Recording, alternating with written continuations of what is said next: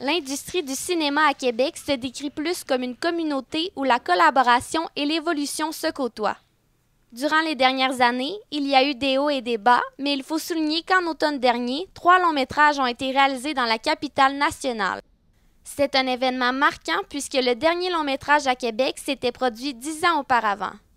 Le cinéaste Samuel Matteau, qui a tourné un de ces 3 longs-métrages, souligne l'impact qu'a eu ses créations. Ça, c'est quand même exceptionnel.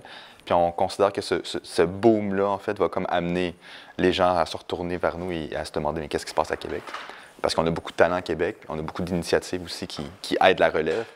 Et c'est en restant ici puis en construisant ici qu'on va pouvoir comme créer une industrie forte, genre. Que ce soit à Québec ou à Montréal, les cinéastes doivent être versatiles et en mesure de travailler sur plusieurs projets en même temps. Beaucoup de réalisateurs, en fait, ce qu'ils font, c'est qu'ils écrivent leurs films, ils font de la pub ici et là, ou ils font des projets documentaires ou des séries télé qui leur permettent d'avoir de l'argent. Puis après, ils font leurs films.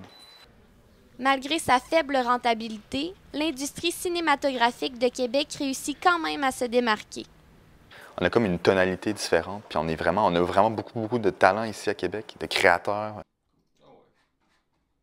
Le Bureau du cinéma de Québec offre certaines subventions et plusieurs organismes sont mis en place pour aider la relève.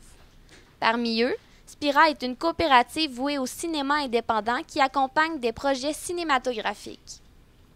L'équipe offre des prêts d'équipement et de salles de production à des tarifs très avantageux, en plus d'assister la relève lors de la distribution d'une réalisation.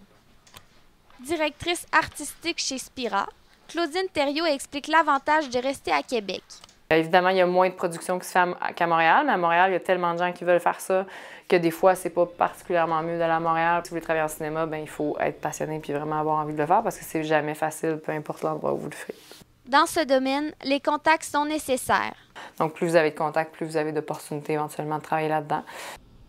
Spécialiste en communication, cinéma et journaliste, Pierre Blais estime que le maire de la Ville de Québec est à l'écoute du milieu culturel, mais il faudrait un autre support financier pour faire grossir l'industrie cinématographique. Ça va prendre d'autres paliers de gouvernement, que ce soit le fédéral ou le provincial, parce qu'eux ont l'argent. Si on pense à la SODEC, à Téléfilm Canada, c'est eux qui décident où l'argent va.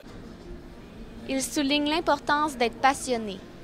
Ah, mais moi, je vois des gens à Québec, les instances politiques, oui, mais les artisans sur place qui sont vraiment motivés à dire non, moi, j'ai pas envie de déménager, puis c'est ici que ça se passe. Je les sens vraiment très motivés.